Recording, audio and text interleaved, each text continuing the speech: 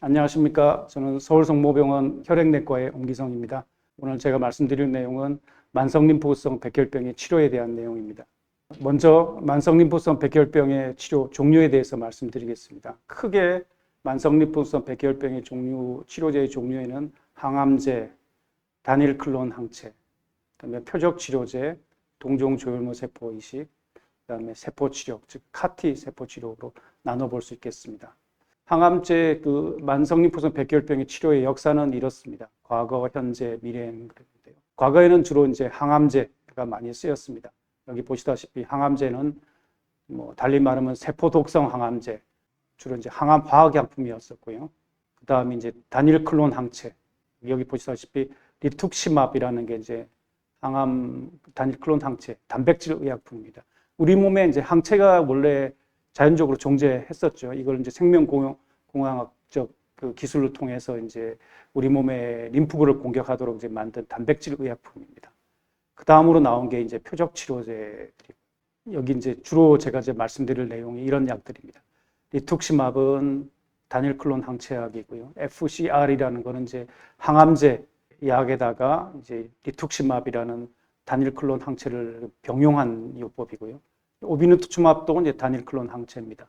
아이브루티닙이나 베네토클락스, 자노브루트립은 다 표적 치료제 약들입니다. 그리고 이제 이런 치료제들은 요새는 이제 거의 과거에는 이런 어떤 항암제들은 이제 거의 잘 안 쓰이게 되고 현재는 이런 아이브루티닙, 베네토클락스, 자노브루트닙, 아칼라브루티닙 이런 오비누투츠맙 같은 이런 이제 표적 치료제나 단일 클론 항체 약품들을 이제 많이 쓰고 있습니다. 첫 번째로 이제 항암제입니다. 세포 독성 항암제, 항암 화학약품이고 대표적인 약들이 이제 지금도 일부 쓰이고 있는 클로람부실, 상품명은 유케란이라고 그러죠. 사이클로포스파마이드, 벤다무스틴, 플루다라빈 이런 약들이 있는데 주로 이제 암세포의 DNA나 세포 분열을 억제해서 암세포를 사멸시키지만 정상세포나 암세포를 구별하지 못하기 때문에 정상세포에도 상당한 손상을 유발합니다. 이런 이제 다른 말로 선택성이 없다는 거죠. 암세포에만 선택적으로 공격하는 게 아니라 정상세포도 이제 손상을 유발하기 때문입니다. 단독으로 쓰이지 않고 항암화학약품끼리 또는 표적치료제와 이제 병용 같이 쓰이게 됩니다. 현재는 이제 효과가 좋고 부작용이 당연히 이제 정상세포에도 공격하기 때문에 부작용이 많기 때문에 현재는 거의 쓰이지 않습니다. 만성림포성 백혈병의 치료에는 거의 쓰이지 않고 있습니다. 두 번째로는 이제 단일 클론 항체, 단백질 약품입니다. 대표적인 약으로 이제 리툭시맙 있고, 이제는 맙데라나 트룩시마 같은 약이고, 이제 CD20이라는 이제 만성림포성 백혈병은 표면에 CD20이라는 물질을 표현하고 있기 때문에 이 CD20을 공격하는 CD20 항체가 많이 쓰이고 있는데요. 그게 이제 대표적인 게 리툭시맙과 오비누투츠맙이 있습니다. 항체가 이렇게 생겼습니다. 항체의 이 부분이 이제 CD20하고 딱 결합하는 마치 열쇠와 열쇠 구멍과의 관계처럼 이 부분은 CD20 이외에 딴 부분과는 결합하지 않습니다. 딱 CD20만을 결합하게 되는 단일 클론 항체라고 합니다. 클론이란 말은 많이 들어보셨겠지만 이 그림을 보시면 스타워즈에 보는 클론이라는 거 들어보셨을 겁니다. 이 클론이라는 말은 똑같은 성질을 가진 다량으로 복제된 뜻을 뜻하는 겁니다. 이 똑같은 성질, 이 CD20을 요 부분은 똑같은 성질을 가진 그 뜻을 뜻합니다. 그래서 이 단일 클론 항체라는 것은 요 CD20을 가진 요 부분은 성질을 똑같은 항체라는 뜻이 되게 됩니다. 이래서 이제 이 단일 클론 항체를 몸 안에 투여하게 되면 어떤 일이 벌어지느냐? 요게 이제 CD20을 가신 이제 B림프구입니다. 이제 이게 암세포가 될 수도 있고요. B림프구를 만성림포성 백혈병 세포도 될 수도 있고 정상 B림프구도 CD20을 가지고 있습니다. 이게 만약 이제 리툭시맙을 투여하게 되면 요게 이제 요게 B림프 표면에 있는 CD20입니다. 근데 리툭시맙이라는 약물을 투여하게 되면 이런 일이 벌어집니다. 요게 이제 요 부분이 CD20을 인지해서 결합하게 되게 되면 반대 부분이 우리 몸의 단백질을 분해하는 보체라는 부분과 결합할 수도 있고 아니면 대식세포라는 암세포를 잡아먹는 세포와 결합할 수도 있고 NK세포, 자연 살해세포라는 면역세포와 결합할 수도 있는 여러 가지 면역세포와 결합할 수도 있습니다. 이 부위가. 첫 번째로 이 보체라는 부위가 결합하게 되면 보체가 활성화돼서 다음과 같은 단계를 거쳐서 우리 몸의 세포에 구멍을 뚫게 됩니다. 그래서 이 세포가 비림프가 파괴가 되게 됩니다. 두 번째로는 보체를 통해서 그 다음에 이 대식세포가 결합이 되게 됩니다. 결합되면 이 대식세포가 큰 대식이라는 게 크게 잡아먹는다는 뜻이거든요. 잡아먹는 큰 세포라는 뜻이거든요. 그러면 이게 또 이 비림프구를 잡아먹게 됩니다. 또 다른 부분은 또 이 끝에 이제 NK 세포, 그 내추럴 킬러 셀이라고 이제 자연 살해 세포가 또 결합이 돼서 이 자연 살해 세포에서 여러 가지 또 염증 물질이 나와서 이 비림프구를 잡아 죽이게 됩니다. 이러는 게 이제 이 툭시마비나 이제 오비누투츠마비 이제 이런 역할을 하게 되는 거죠. 이런 약제들을 단독으로 투여하지 않고 다른 항암제나 다른 이제 그 표적 치료제와 결합을 병용을 해서 사용하게 됩니다. 그래서 이제 대표적인 게 이제 이런 항암제, 항암 면역 화학 요법이라고 세포 독성 항암제와 단일 클론 항체를 같이 투여하는 병용 요법입니다. 플루다라빈, 사이클로포스파마이드, 리툭시마브까지 병용하는 FCR 요법, 클로람부실과 CAC, 그다음에 오비누투츠마브까지 같이 투여하는 이런 OC 요법 등이 있습니다. 첫 번째로 FCR 요법이 있고요. 이런 게 매 4주마다 6번 투여하는 법인데 반응률은 굉장히 좋습니다. 95%에서 반응이 오고요. 전체 완전히 좋아지는 게 72%고 진행까지의 중앙값이 58개월입니다. 이 58개월이라는 게 무슨 뜻이냐면은 여기 치료가 끝난 환자가 지금 100명이 있다. 그러면 첫 번째 진행하는 환자가 예를 들어서 뭐 5개월이다. 5개월 만에 첫 번째 환자가 진행했다. 그 다음에 두 번째 진행한 환자가 10개월이었다. 그러면 첫 번째부터 100번째까지 진행한 환자를 순서대로 쭉 놓으면 중간이 51번째겠죠. 51번째가 58개월이라는 뜻입니다. 그리고 이제 뭐 5년 전체 생존율, 5년째 약 79% 환자가 생존해 있다는 뜻입니다. 특히 면역 글로불린 중세 가변형의 유전자가 돌연변이, 이게 예후가 좋은 환자들이죠. 그런 환자들은 약 10년이 지나면 약 60%가 진행하지 않고 살아있는 그런 뭐 아주 예후가 좋은 그런 환자들은 아주 예후가 좋게 됩니다. 그렇지만 아까 항상 문제는 17번 염색체, 결손 이런 환자들은 TP53 유전자 돌연변이가 있을 가능성이 높습니다. 그런 경우는 아주 반응률도 떨어지고 생존율도 굉장히 떨어지게 됩니다. 아까 말씀드렸다시피 중앙값이 58.2개월이라고 말씀드렸죠. 그다음에 이제 그렇기 때문에 17번 결손이 있거나 또 이건 항암 치료기 때문에 특히 65세 이상의 고령에서는 굉장히 이런 항암 치료를 하기 어렵습니다.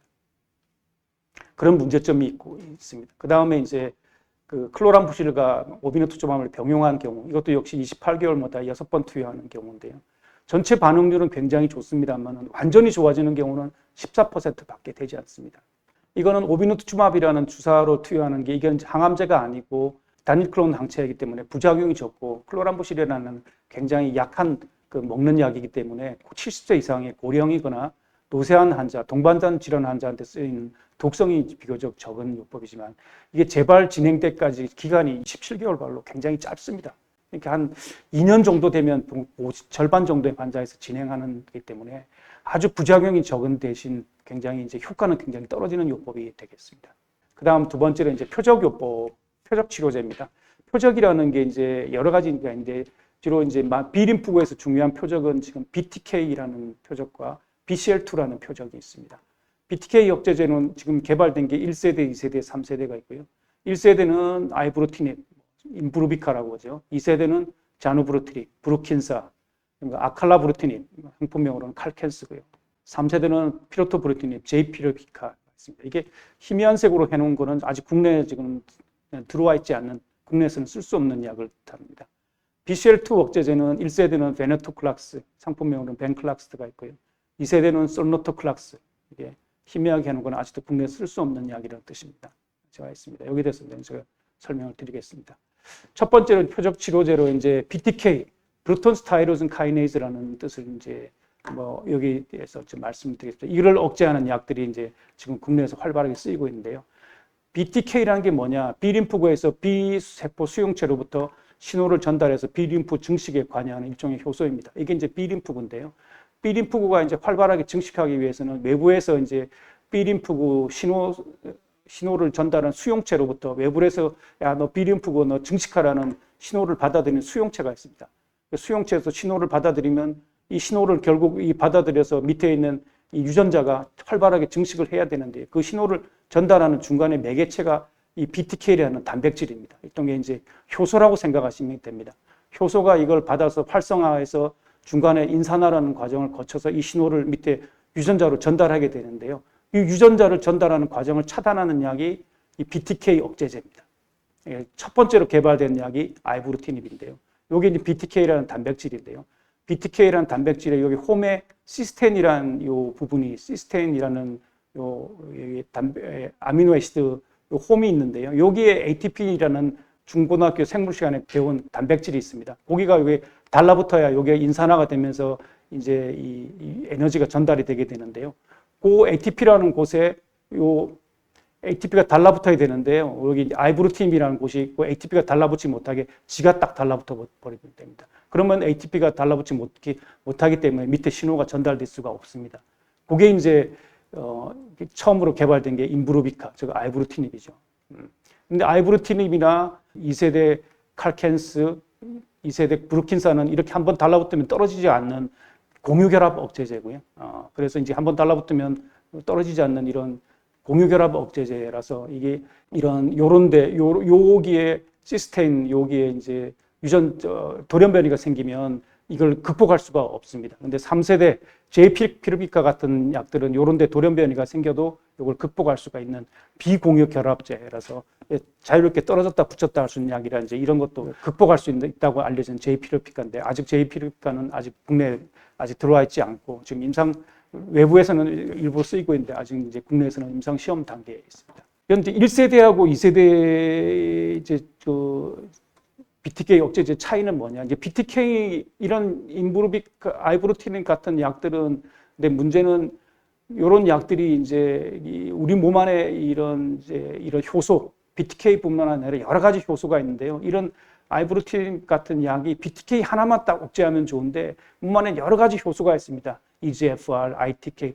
이런 ITK 같은 경우는 또 우리 몸 안에 여러 세포 내에 혈소판 같은데 지혈에 관여하기도 하는 그런 효소인데요. 이런 거에도 또 여러 가지 또 효소에도 또 억제를 하게 됩니다. 그래서 특히 ITK 같은 걸 억제하게 되면 혈소판이 잘 기능을 못하게 해서 치료를 또 야기하기도 하고 여러 가지 부작용을 야기하기도 합니다. 그래서 이런 거에 딱 되도록이면 우리는 원하는 건 BTK만 억제하기를 원하는데 다른 것도 억제하게 되면 부작용이 나타나게 됩니다. 우리가 이걸 이제 특이성 또는 반대말로 비특이성이라고도 하기도 하는데요. 이게 이제 이런 비특이성이 증가하게 되면 이제 부작용이 증가하게 되는 거죠. 그러니까 1세대보다 2세대가 이제 특이성이 더 증가하게 돼서 부작용이 더 줄어드는 그런 이제 장점이 있게 됩니다. 1세대로부터 2세대로 감으로써 이런 특이성이 증가돼서 이제 BTK에 대한 특이성이 증가하고 다른 카이나즈에 대한 비특이성이 감소함으로써 부작용이 감소하고 효과는 더 증가하는 그런 장점을 볼 수가 있게 됩니다. 그래서 첫 번째로 이제 아이브루티닙, 임브루비카에 대한 연구, 이거는 이제 65세 이상에서 8년 동안 가장 이제 아이브루티닙은 지금까지 1세대로 가장 먼저 개발됐기 때문에 가장 이제 긴 임상 데이터를 갖고 있습니다.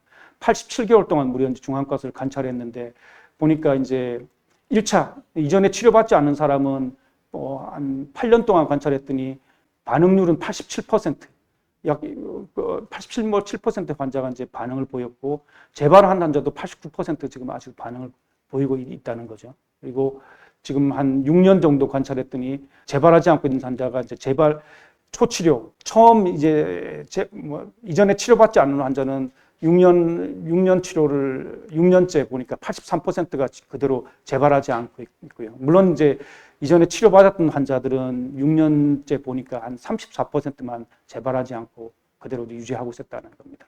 그 다음 이제 치료 기간의 중앙값 이제 75개월째 이제 보니까 1차 치료는 39%만 유지되고 있을 거예요. 2차 치료는 16%만 유지되고 있을 거예요. 부작용은 이제 역시 이 39%에서 이제 이 고혈압이 발생하고 있었고요.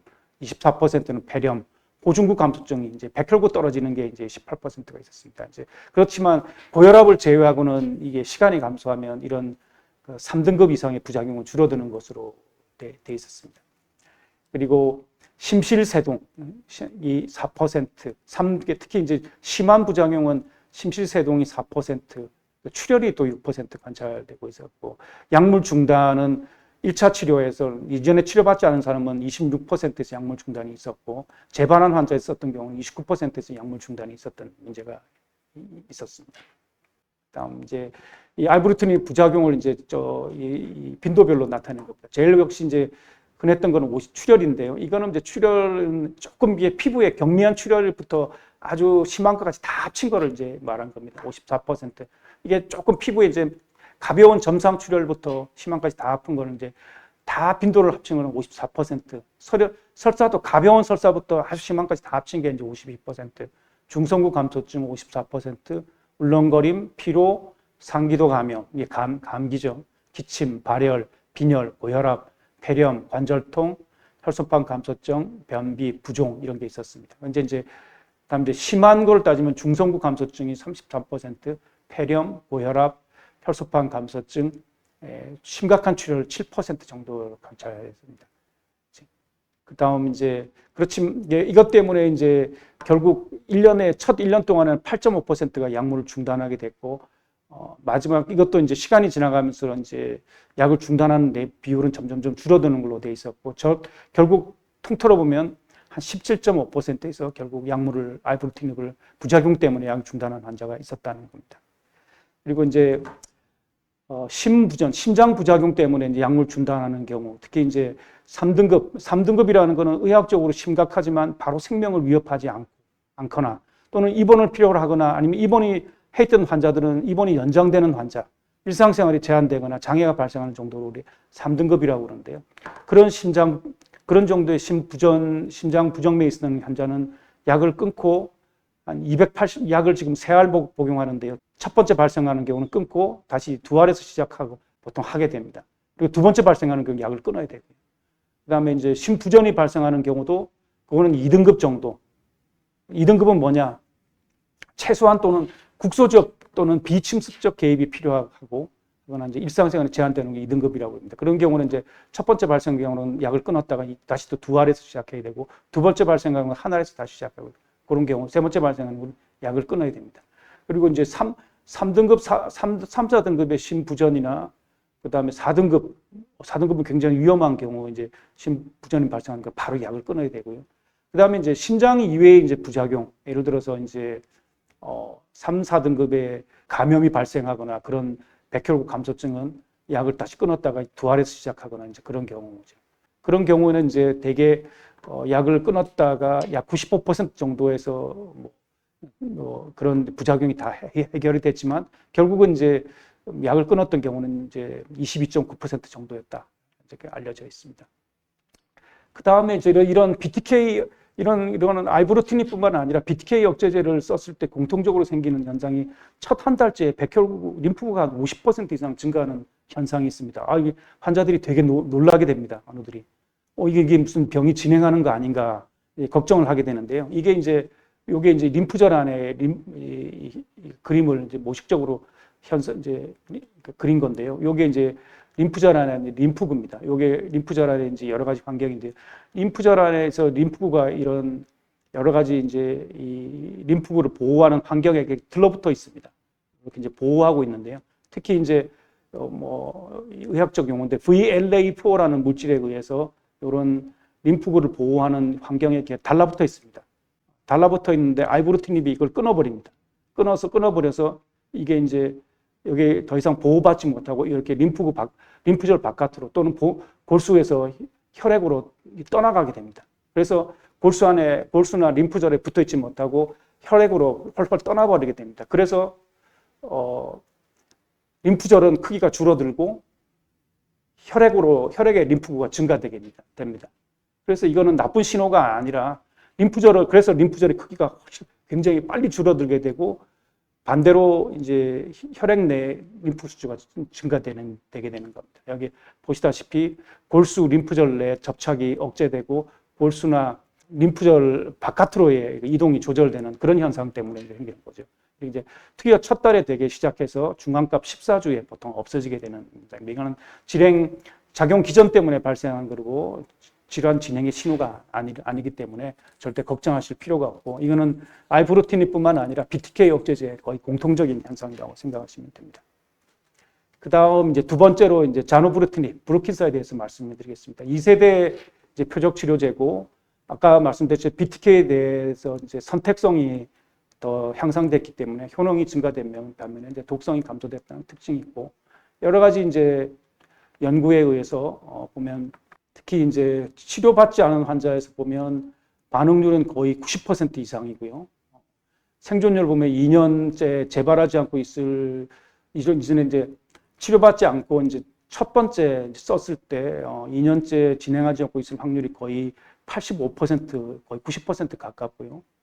3등급 이상의 부작용은 한 50% 내외. 그 독성 관련 중단율이 굉장히 낮습니다. 이전에 치료받지 않는 환자는 10% 이내로 돼 있고, 그다음에 특히 이제 심실세동 3등급 이상의 심실세동이 10%, 5% 이내입니다. 그리고 출혈도 특히 3등급 이내 출혈은 5% 이내, 3.7%, 5%로 보관돼 있고, 고혈압도 6%, 5%로 낮습니다. 그리고 이제 알파인 연구라고 아이브로티닙과 직접 비교한 연구, 이제 재발한 환자한테서 비교한 연구를 보면, 근데 다음에 이제 말씀을 드리겠습니다.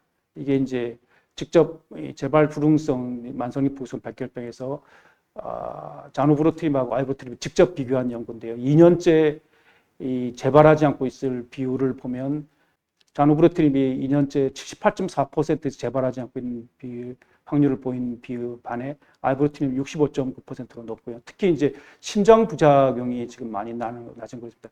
심장 부작용이 지금 2년째 보면 심장의 부작용이 여기다 보시피 여기 이제 아이브로티닙이고요. 밑에가 이제 자노브루티닙인데 심장 발생 질환 발생 비율이 21.9%대 29.6%로 아이브로티닙이 높고, 중단율도 자노브루티닙의 0.3%대 심장 부작용 때문에 중단할 확률이 자노브루티닙이 0.3인데 비해서 아이브로티닙이 4.3%로 높고요.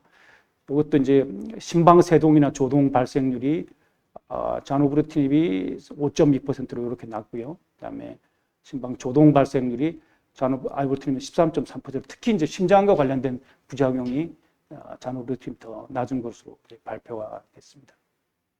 그다음 이제 두 번째 표적 치료제로 이제 BCL2 억제제입니다. BCL2라는 물질은 요게 이제 초록색으로 만든 게 보이는 게 BCL2입니다. 요게 이제 분홍색으로 보이는 게 이제 이 세포 자멸사를 유발하는 물질입니다. 세포 자멸사라는 거는 우리 몸에 이제 일단은 세포가 정상적인 세포가 만들어져서 기능을 하고 나이가 들면 이제 세포가 더 이상 필요가 없으니까 너는 더 이상 죽어라. 그래야 또 새로운 세포가 만들어지니까, 그런 게 세포 자멸사, 에이팝토시스라고 그러는데요. 그런 걸 유발하는 물질이 프로에이팝토틱 단백질, 요런 건데요. 그런 걸 단백질을 기능을 못하게 BCL2가 이렇게 붙잡고 있습니다. 이렇게 붙잡고 있어서 그런 게 이제 이런 우리 암세포에는 이런 게 많이 증가되어 있습니다. BCL2 단백질이. 그런 게 이제 요런 단백질이 요 분홍색 물질이 계속 이게 막 일을 해야 되는데 그런 걸 못하도록 요놈이 꽉 붙잡고 있는 거죠. 초록색 물질 BCL2가. 근데 이제 그거를 못하게 요 자리를 이 베너토플락스라는 물질이 그 자리를 그냥 꿰차버립니다. 그러면 요 분홍색 물질이 자유롭게 이제 빠져나가 버리는 거죠. 그러면 이제 요놈 이 단백질이 이제 자기 자리를 마이토콘드리아 자리로 가가지고 이제 그 기능을 하는 거죠. 그러면 이제 마이토콘드리아로 가서 미토콘드리아에서 이제 여러 가지 이제 밑에 경로를 이제 활성화시켜서 결국 이제 세포살을 일으키게 됩니다. 그걸 이제 BCL2 억제제라고 이제 부르게 됩니다. BCL2 1세대가 베네토클락스, 벤클락스라는 약이고요. 2세대가 소노토클락스라는 약입니다. 이건 이제 흐리게 하는 건 아직 국내에서 이제 아직 아직 이용할 수가 없는 거고요. 2세대 억제제는 1세대 억제제보다 10배 강력하고 더 빨리 더 효과적으로 백혈구를 사멸해서 베네토클락스에 대한 내성 극복이 가능하다고 지금 알려져 있습니다. 그래서 이제 첫 번째로 이제 표적 치료제하고 단일 클로덴 형체를 이제 병용하는 게 치료가 알려져 있습니다. 이제 베네토클락스하고 오비노투츠맙 병용요법, VO요법이라고 하는데 이거는 이제 이전에 치료받지 않은 이제 처음 진단받고 이제 치료받아야 될 환자들 대상으로 한 거고, 이 치료의 장점은 이전의 치료는 그 아이브로티닙이나 뭐 이런 약들은 이전까지의 치료는 이게 재발하거나 초기 치료라도 재발하거나 더 이상 이제 부작용 때문에 못 먹거나 그럴 때까지 계속 약을 먹는 거였습니다. 근데 이거는 1년 동안만 딱 치료하고 끝내는 겁니다. 이 장점은. 그래서 이제 그 장점 1년 동안 먹었는데 치료 반응률이 100%고 완전 반응률이 78%. 그러니까 더 이상 이제 병의 질환을 뭐 부분적으로 좋아지는 게 완전히 좋아지는 78%라고 이야기하는 거죠.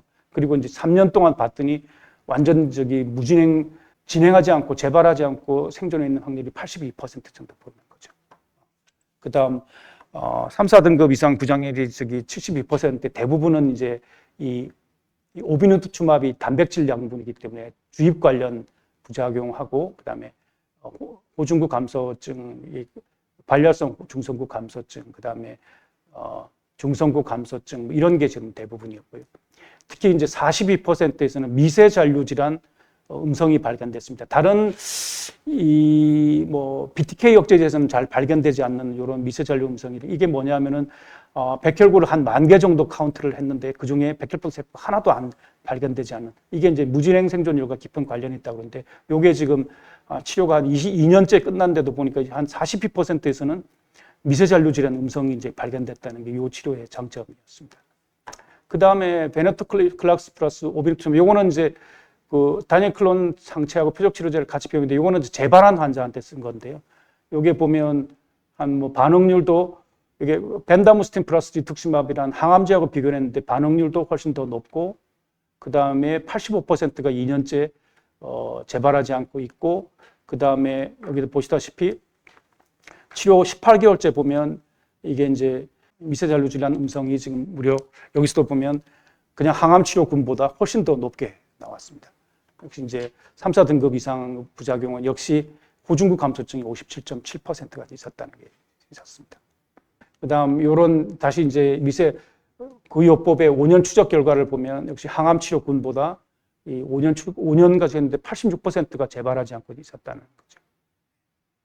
그리고 미세잔류 질환 음성인 환자를 보면 5년째 보면 이 생존 가능성이 미세질환이 양성인 경우보다 미세질환이 이제 음성인 경우에는 미세질환이 양성인 경우, 즉 10,000개까지 카운트했는데 백혈병이 발견됐던 경우보다 훨씬 더 생존 기간이 훨씬 더 좋았다. 재발하지 않고 잘 있더라. 미세질환 음성인 게 이 무진행 생존하고는 굉장히 관련이 깊더라는 게 이제 밝혀졌습니다. 조금 전에 말씀드렸다시피 미세잔류 질환이라는 게 이제 치료 후 골수나 마초일에게 이제 존재하는 백혈병의 숫자를 말하는 건데요. 대개 유세포 분석으로 이제 백혈구 10,000개 중에 백혈병 세포가 한 개도 발견되지 않는 것을 최소 잔류 질환 음성 또는 미검출 또 이렇게 이야기를 했습니다. 여기 말씀드렸다시피 이제 그런 치료를 했을 때 미세잔류 질환 음성인 경우가 이렇게 이제 보면 무진행 생존율, 그러니까 재발하지 않고 생존해 있는 경우가 확률이 훨씬 더 높고요. 똑같이 이제 미세잔류 질환이 음성이라도 그 암세포가 더 적은 경우가 같은 음성이라도 그 정도가 더 깊은, 더 많으냐 적으냐에 따라서 생존율이 또 차이가 나는 걸로 되어 있고요. 당연히 양성인 경우는 더 성적이 안 좋은 걸로 그렇게 알 수 있습니다. 그러니까 결론부터 미세잔류 질환이 음성이냐 양성이냐 아마 병원에서 미세잔류 질환 검사를 좀 해봅시다라고 그런 말이 나올 텐데요. 그게 왜 그러냐면은 이런 이제 무진행 생존율, 재발하지 않고 같이 생존해 있더라도 재발해서 생존하느냐 아니냐 그 차이가 많이 나니까 그런 거하고 연관이 있으니까 이제 그런 게 알아두시면 될 것 같습니다. 다음에는 이제 표적 치료제끼리 이제 병용해야 하는 경우가 있습니다. 아직 이건 한국에서는 아직은 할 수가 없는 치료인데요. 이거를 이제 외국에서는 이걸 좀 많이 지금 하는 걸로 되어 있습니다. 재발해서 하는 경우도 있고요. 초기 치료로도 하는 경우도 있는데 이거는 재발하지 않고 초기 치료로 지금 이렇게 하는 그런 치료입니다. 왜냐하면 이 두 개를 같이 하면 굉장히 이제 상승 효과가 있는 것으로 되어 있습니다. 상승 효과라는 거는 베네토클락스로 치료했을 때 1의 효과가 있고 아이브루틴의 효과가 있으면 1의 효과라고 그러면 1 플러스 1 하면 2의 효과가 있는 게 아니라 1 플러스 1을 했는데 2가 아니라 4, 5의 효과가 있는 경우에 상승 효과라고 그러죠. 왜냐하면 이제 두 개를 같이 치료했을 때 상승 효과가 있는 것으로 지금 베네토클락스하고 아이브루틴을 같이 하면 있는 것으로 알려져 있습니다. 같이 치료를 했을 때 이게 지금 보면 이게 17번 염색체에 이제 결손이 있는 굉장히 안 좋은 경우가 있는데도 지금 완전 관해율이 있는 경우나 없는 경우나 완전 반응률이 54%, 51%로 거의 차이가 없는 걸로 굉장히 좋은 걸로 돼 있고요. 그 다음에 완전 미세 잔류 질환의 음성률도 굉장히 지금 말초 혈액이나 골수나 이렇게 좋은 걸로 나와 있습니다. 그 다음 2년째 무진행 생존율, 재발하지 않고 있는 생존율도 지금 95%, 그리고 96%, 이거는 이제 그 17번 염색체에 결손이 없는 경우는 96%, 모든 환자를 다 합쳐도 95%로 거의 뭐 굉장히 좋은 성적을 지금 보인 것으로 지금 알려져 있어. 굉장히 이제 기대할 만한 치료 방법으로 돼 있고, 그래서 이제 심방 세동률이나 이런 것도 3등급은 1%밖에 안 되는 것으로 돼 있고, 감염도 3등급 이상의 심한 감염은 8% 정도로 이제 보고 돼 있습니다.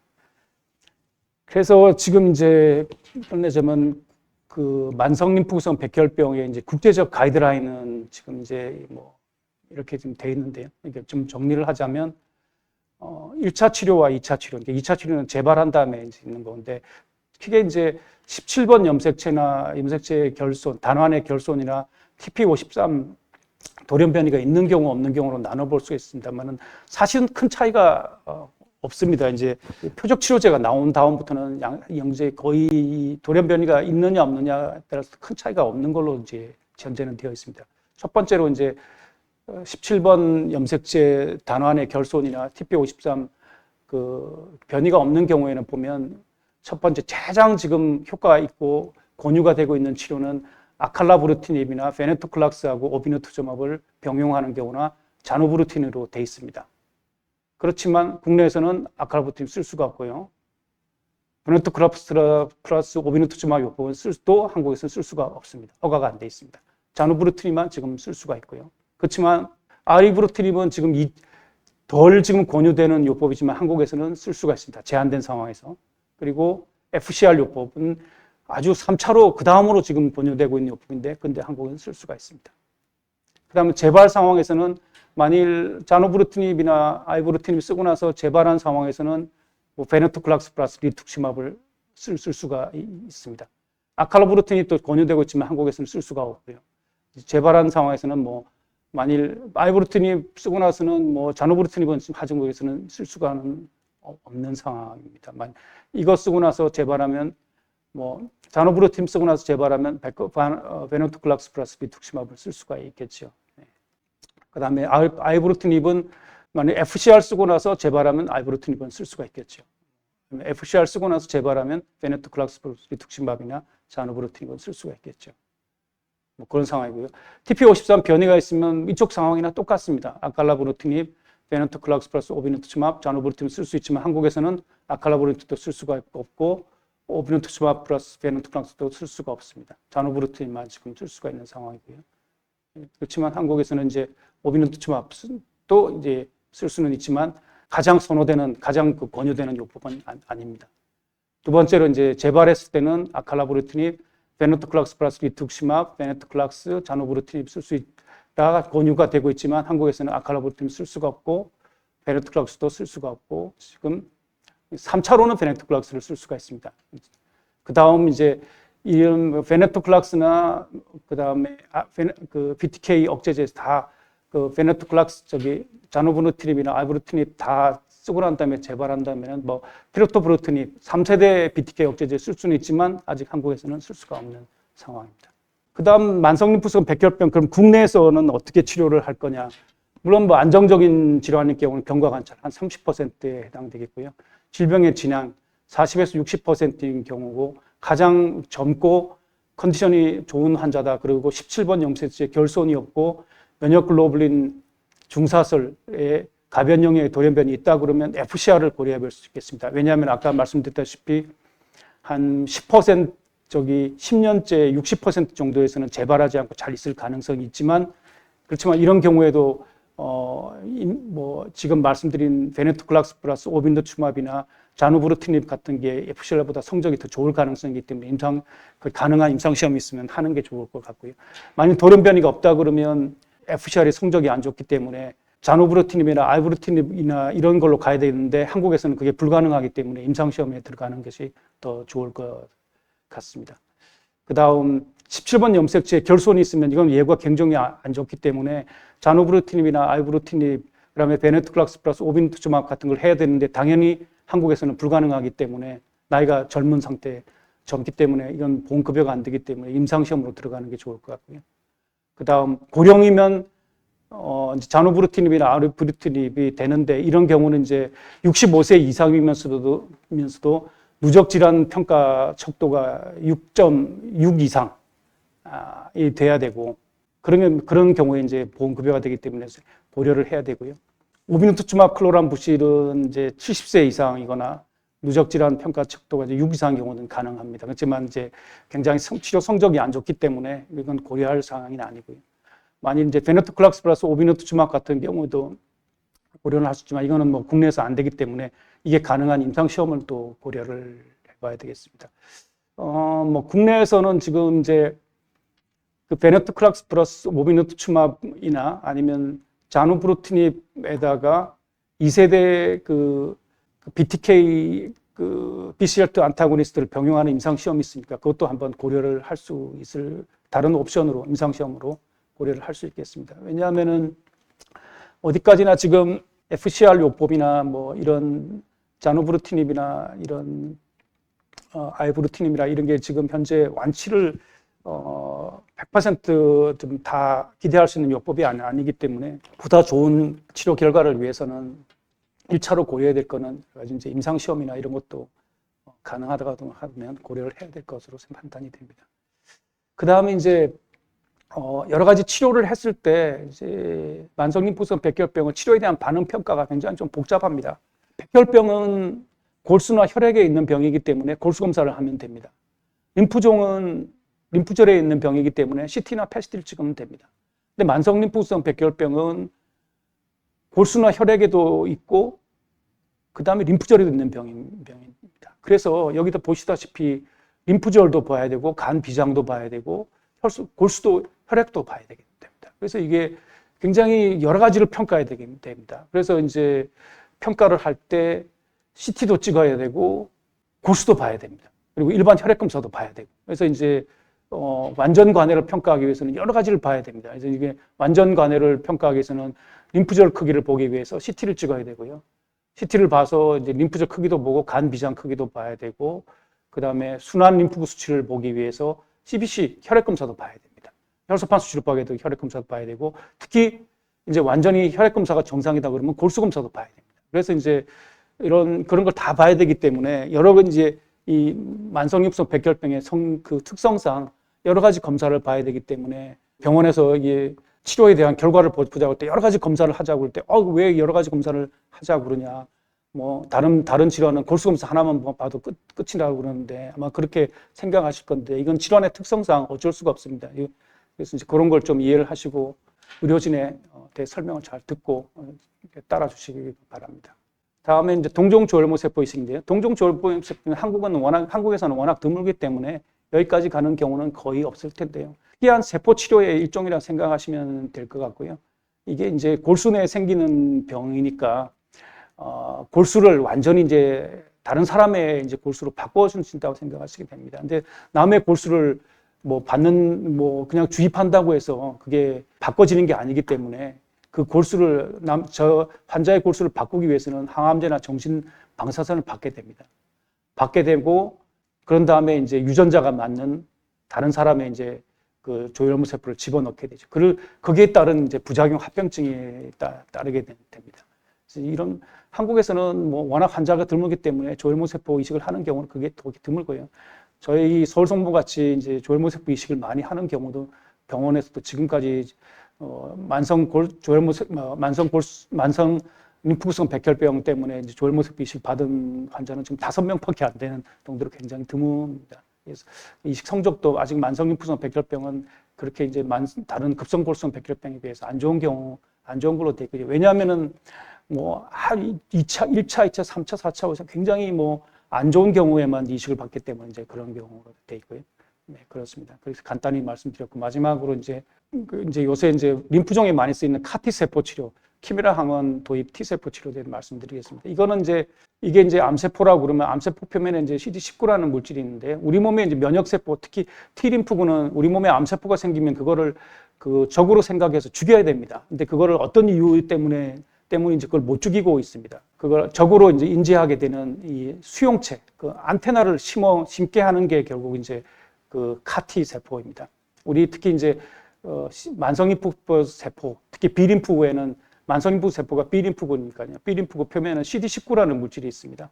CD19를 인지하는 그 수용체, 그 안테나가 이제 그걸 카라고 생각하시게 됩니다. 그거는 결국 이제 항체인데요. 단일 클론 항체인데 항체 끝부분을 이렇게 이제 CD19를 인지하는 항체를 만드는 유전자를 결국 심어서 가져오게 되는 겁니다. 근데 그 항체, 그 안테나만 심어서는 아무것도 못하니까 안테나가 이제 그 안테나와 그 T림프를 흥분하게 하는 신호 전달 물질을 같이 이제 심어서 그 부분까지 그 유전자를 바이러스를 통해서 세포 안에 심어주는 겁니다. 그래서 이제 요 항체 부분은 B림프구에서 오는 물질이고 요 B림프구를 죽이는 거는 T림프구이고, 그래서 정상 인체에서는 일어나지 않는 B림프구하고 T림프구의 합작 물질이죠. 그래서 그게 키메라입니다. 이게 그리스 신화에서 나오는 꼬리는 뱀이고 몸체는 양이고 머리는 사자, 이걸 키메라라고 그러죠. 그래서 키메라 항원 도입 수용체 T림프 치료제라고 그러고, 이런 사람 몸에서 이제 그걸 뽑아가지고 T림프구만 뽑아서 그 이제 유전자를 심어서 대양으로 키워가지고 다시 이제 집어넣게 됩니다. 이런 과정을 거쳐서 이제 다시 이제 T림프를 집어넣는 이런 과정을 거쳐서 오게 됩니다.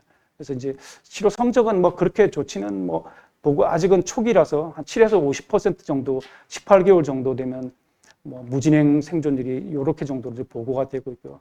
생존 기간도 아직은 뭐 한 2개월 정도에서 보고된 것부터 18개월 정도로 지금 보고된 바가 있습니다. 아직은 치료 초기라서 국내에서는 뭐 도입되지도 않았고 아직도 외국에서 지금 이런 치료를 하는 건 초기라고 지금 보고되고 있습니다. 그리고 이제 만성림프 백혈병을 이제 오시면 이건 이제 어떻게 관리를 해야 되냐 물어보시는 분이 많습니다. 뭐 어떻게 관리하면 이게 진행을 안 하냐, 딱 정답은 없습니다. 일반적인 건강 관리 수칙을 지키라고 말씀드리는 수밖에 없고요. 뭐 스트레스를 안 받으면 병이 진행 안 하느냐, 뭘 하면 안 되냐. 근데 일반적인 관리 수칙밖에 말씀드릴 게 없고요. 금연, 음주 자제, 과도한 지방, 소금, 설탕 섭취 줄이고, 과일, 채소를 비롯한 균형된 식단, 그다음에 탄산음료 같은 걸 탄산수나 차로 대신하고, 충분한 양의 물을 섭취하고, 치료 전, 치료 중, 치료 후에도 계속 꾸준한 운동하고, 친구와 운동하고, 충분한 수면 취하고, 필요하면 낮잠 자고, 조금 이런데 조금 익숙하면 디지털 앱 같은 걸 이용해서 건강한 습관 추적하고, 그럼 스트레스가 있으면 요가나 명상, 걷고, 꾸준한 친구나 이런 분들하고 이야기 자주 하고, 일기 같은 거 쓰고, 취미 같은 걸 해서 스트레스를 관리하라. 일반적인 겁니다. 그런 걸 해서, 그래서 뭘 더 잘해서 이 병을 더 좋게 하고, 생활 습관을 바꿔서 질환을 더 좋게 하고, 또 어떤 걸 또 하면 더 질환이 특별히 더 나빠지고, 그런 건 없고, 일반적인 건강 수칙을 잘 지키라고 말씀드리라고 할 수밖에 없을 것 같습니다. 그 다음에 이게 우리나라에서 건강보험 급여 사항인데요.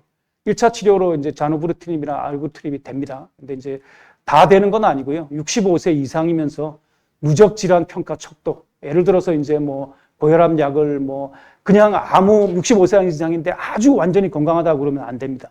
그러니까 예를 들어서 고혈압 약을 2개 이상 먹거나 무슨 천식이 있거나 다른 질환이 당뇨가 있거나 뭐가 있어야 됩니다. 그렇게 있어야 되고요. 그다음에 알부르티닙 플러스 오비누추마 또 이런 것도 다른 병이 있어야 되고요. 그다음에 FCR이나 항암 치료는 당연히 보험 급여가 되고요. 오비누투츠마 클라로시름 70세 이상이 되고